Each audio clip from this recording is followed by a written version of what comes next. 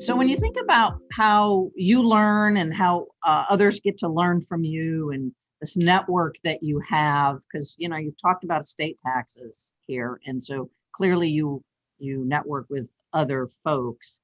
Yes. And we teach our members to really reach out to the CPA community, right? You're with a large regional firm and you're quite accessible, someone like you. How do you network, and how would it be valuable for you and real estate professionals to network together?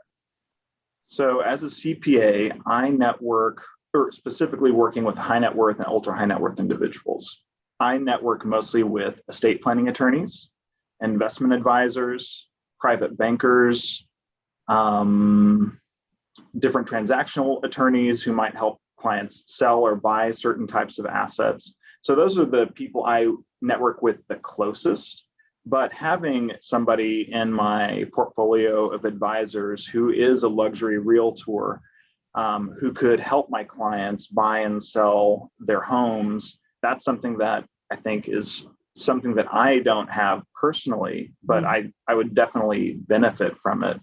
And I think it's good for realtors to have a good CPA to work with if their clients aren't getting good advice or aren't getting any advice about their transaction, if there's gain that they have to recognize, if there's a mortgage interest limitation that might apply, if they're not. And also, as a realtor, you should definitely recommend to your client to talk to your CPA. Make sure there aren't any adverse tax implications of this transaction that you're not expecting, or that the CPA is not expecting and planning for, so you can get the best outcome overall.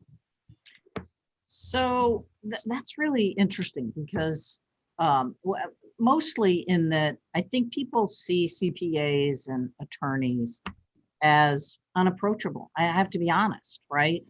I don't see it that way because I've got a relationship with you and others for many, many years. And so I fully support this notion that you need to have someone or a couple of folks, because people are different.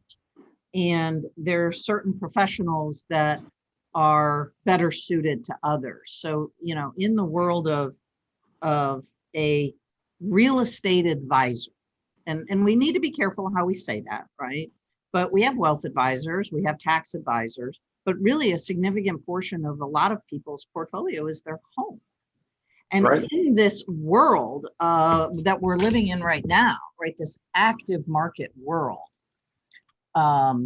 being able to be a data provider, someone who's providing actual facts. I mean, we've sat here and talked, and there's things that you can say and things you can't, right?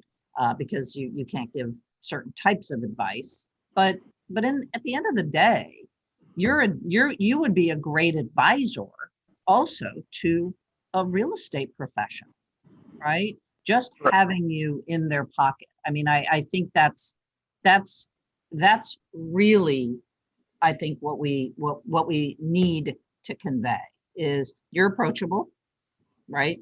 You do spend your time talking to other professionals. I think a lot of people think you sit around and just sit at your computer or doing tax returns, but I mean, how much of your time do you spend being out there and networking?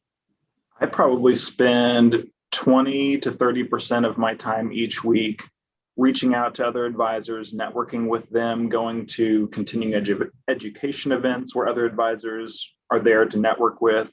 And a lot of what I do is coordinate with other advisors on client issues. So that's a connection there. And then just generally meeting other people. So I spend a lot of time not just cranking away at tax returns. I mean, as exciting as that might be. But no, I spend a lot of